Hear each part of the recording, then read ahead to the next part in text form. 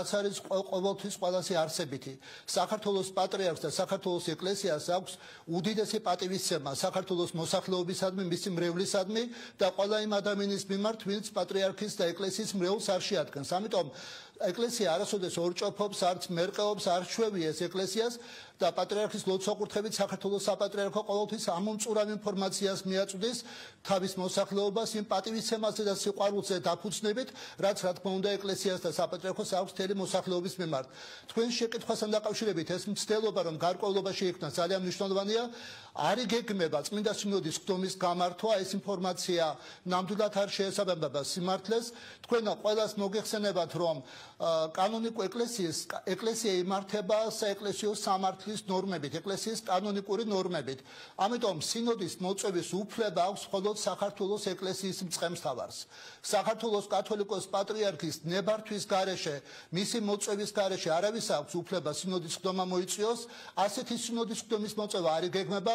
წელიწადში ორჯერ იმართება სინოდის სხდომა, თუ პატრიარქის საჭიროდ ჩათვლის, ის ეთათბირება მღვდელმთავრებს, საქართველოს მართლმადიდებელი ეკლესიის წმინდა სინოდის წევრებს და რა თქმა უნდა ამის შემდგომ უკვე პატრიარქი თავის ქორეპისკოპოსს დაავალებს, რომ შეატყობინოს საქართველოს ეკლესიის მღვდელმთავრებს, რომ გაიმართება სინოდის სხდომა ამ და ამ რიცხვში. ასეთი სხდომა ჯერჯერობით არ იგეგმება. რაც შეეხება მეუფე პეტრეს, მეუფე პეტრი არის მოქმედი მღვდელმთავარი. არავის არ შეიძლება ეკლესიაში სურვილი ჰქონდეს ის, რომ მეუფე პეტრეს თავისი უფლებამოსილება მღვდელმოქმედება შეუწყდეს. რა თქმა უნდა, ეს ძალიან დიდი ტკივილი იქნება ეკლესიისთვის. პატრიარქის მთელი მოღვაწეობა ყოველთვის მიმართულია იმისკენ, რომ ყველა ადამიანმა თავისი მოვალეობა პირნათლად შეასრულოს ღმერთის, ჩვენი საზოგადოების, ჩვენი ხალხის წინაშე და მეუფე პეტრესთან დაკავშირებით ჩვენ არ შეიძლება კონდეს არასწორი დამოკიდებულება.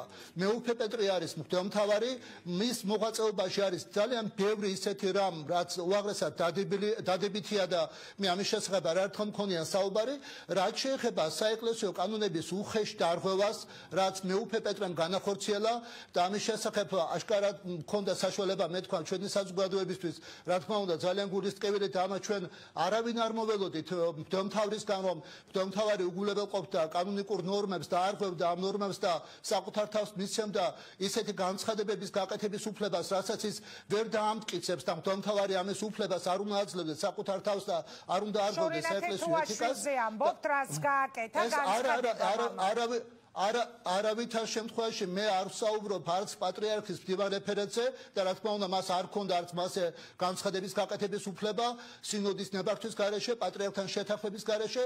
ის განცხადება, რაც მეუფე თეოდორესთან დაკავშირებით ითქვა, რაც მეუფე იაკობთან დაკავშირებით ითქვა, მე არ შემიძლია არ თქვა ჩვენი მაყურებლის წინაშე, ჩვენი საზოგადოების წინაშე, რომ ძალიან ბევრჯერ მქონია შესაძლებლობა მეუფე თეოდორესთან ერთად საერთაშორისო ასპარეზზე სხვადასხვა კომისიაში, საღვთისმეტყველო კომისიაში, მასთან ერთად ყოფილიყავი საქართველოს ეკლესიის წარმომადგენელი და მე არ შემიძლია არ დავადასტურო, რომ ამ პიროვნების ძალიან დიდი ღირსება, ძალიან დიდი ერთგულება მართლმადიდებლობისადმი, პატრიარქისადმი, მან ძალიან დიდი როლი შეასრულა საერთაშორისო ასპარეზზე საქართველოს ეკლესიის პოზიციების დასაცავად და მართლმადიდებლობის დასაცავად და რა თქმა უნდა ეს ყველაფერი არ იყო მართებული, არ იყო სწორი მეუფე პეტრეს მხრიდან, არც მეუფე იაკობის მიმართ ნათქვამი, ისიც პატრიარქის ქორეპისკოპოსია, რომელსაც თავისი დამსახურება, თავისი შრომა და მოღვაწეობა უკავშირდება ეკლესიაში და მღვდელმთავრისთვის არის უკიდურესად შეუფერებელი, რომ წმინდა სინოდის წევრებზე ასეთი კონტექსტში ისაუბრო, ეს არ იყო მართებული. მაგრამ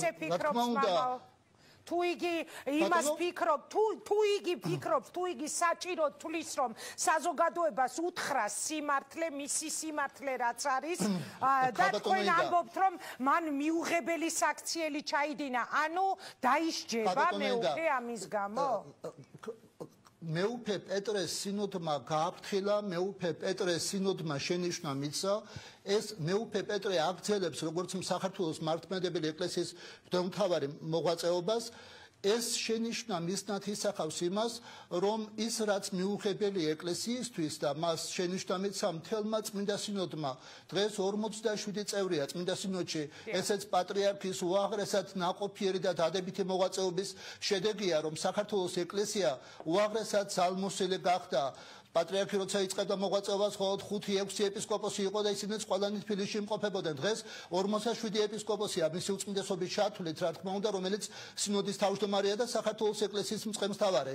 და ესეც დიდი ძალმოსილება შეეძინა ამან ეკლესიას და რა თქმა უნდა, როდესაც მთელი სინოდი შენიშვნას გაძლევს, ქალბატონო ინგა, თქვენ ახსენეთ, რომ აი თუ კი მეუფე ასე ფიქრობს, მდელმთავარი ყველა სამღვდელო პირი, რა თქმა უნდა, უპირველესად ანგარიშნა უწევდეს წმინდა სინოდს და ანგარიშნა უწევდეს ეკლესიის კანონებს.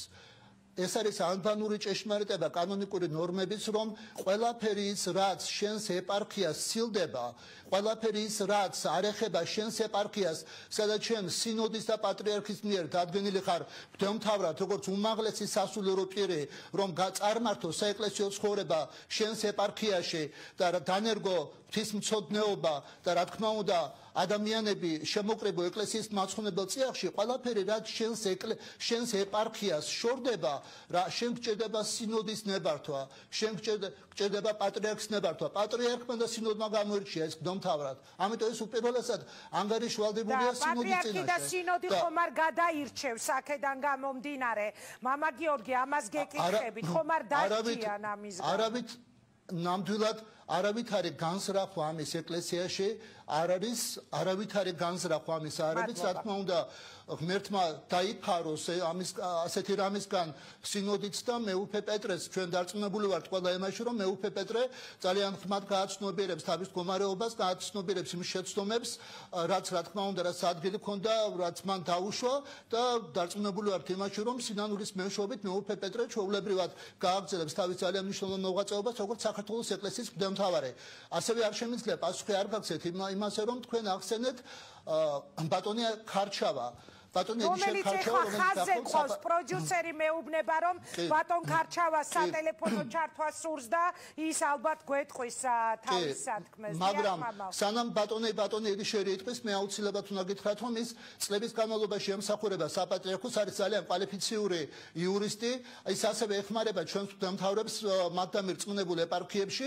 მისი მოღვაწეობა ძალიან დადებითია, მაგრამ ერთ მნიშვნელოვნად უნდა ითქვას ის, რომ რაც მან განაცხადა 50 მილიონთან დაკავშირებით ან იმას